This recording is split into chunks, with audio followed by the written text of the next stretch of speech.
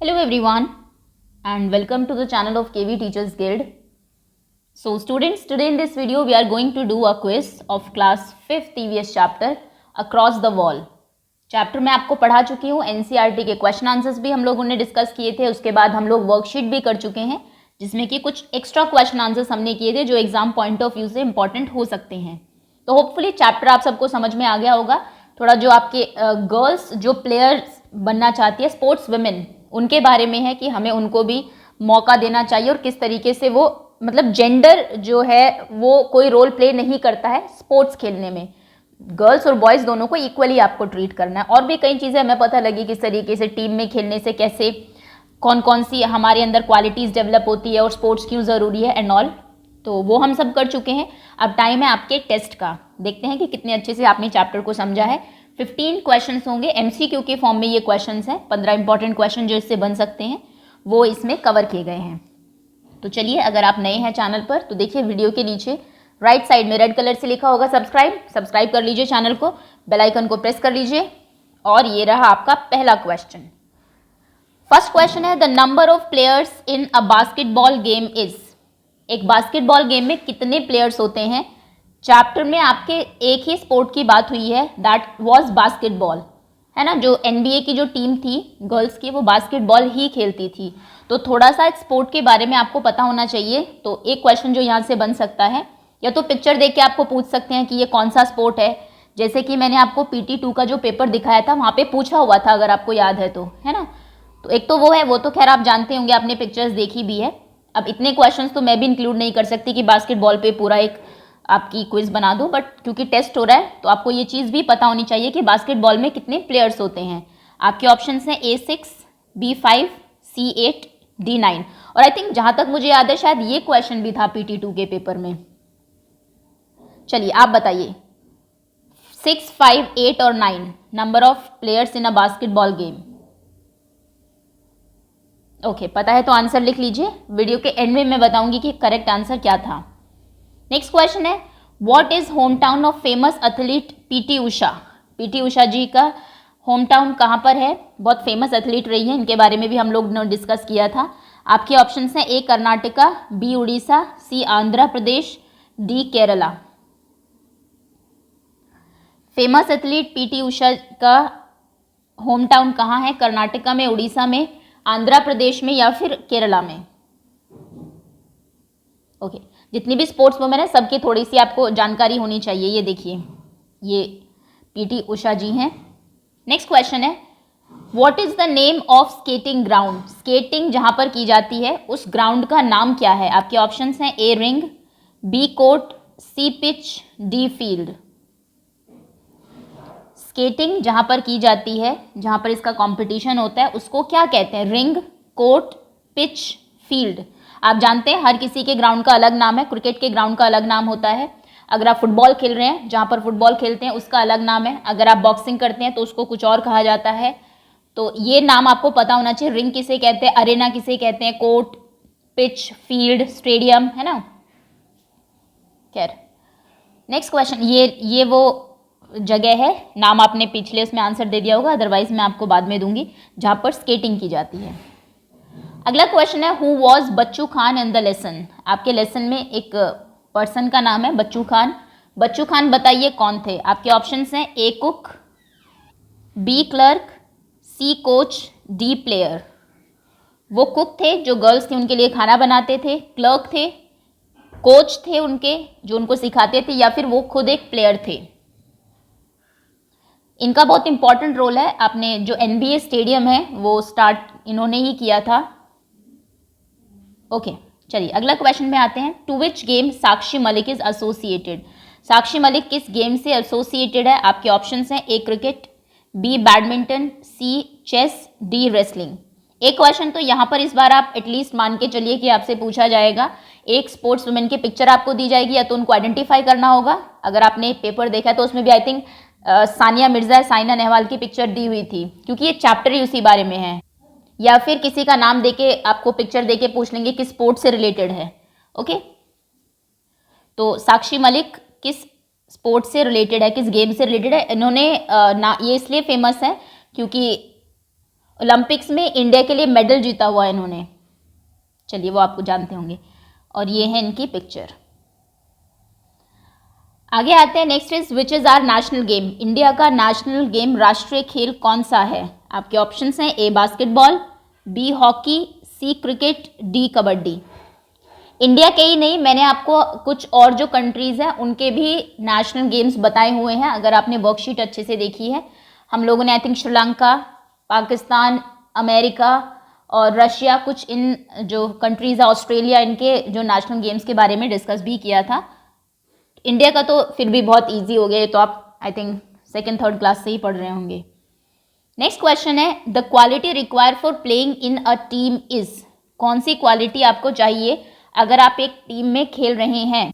ये क्वेश्चन भी कहीं ना कहीं इंपॉर्टेंट हो जाता है क्योंकि एक पैराग्राफ एनसीईआरटी में इसी के ऊपर है, तो हो सकता है एक क्वेश्चन वहां से बन जाए। तो आपके ऑप्शन हैं टुगेदरनेस, साथ में मतलब एक दूसरे का साथ देना, सहयोग करना, फाइट, लड़ाई करना, थिंक ऑफ ओन विक्ट्री, अपनी खुद की जीत के बारे में सोचना, या फिर डी जेलेसी, जलन एक दूसरे से। कौन सी चीज आपको चाहिए एक टीम में खेलने के लिए? Togetherness, fight, think of own victory या फिर जेलेसी।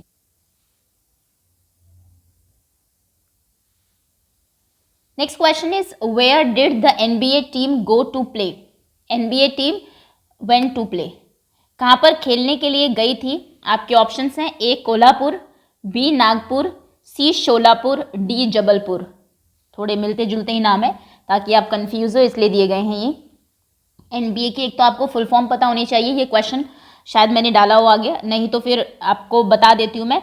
इसकी फुल फॉर्म थी नागपाड़ा बास्केटबॉल एसोसिएशन। इसके फाउंडर कौन थे ये भी आपको पता होना चाहिए। बच्चू खान इसके फाउंडर थे, उन्होंने ही शुरू किया था इसको, वो फर्स्ट कोच थे वहाँ के।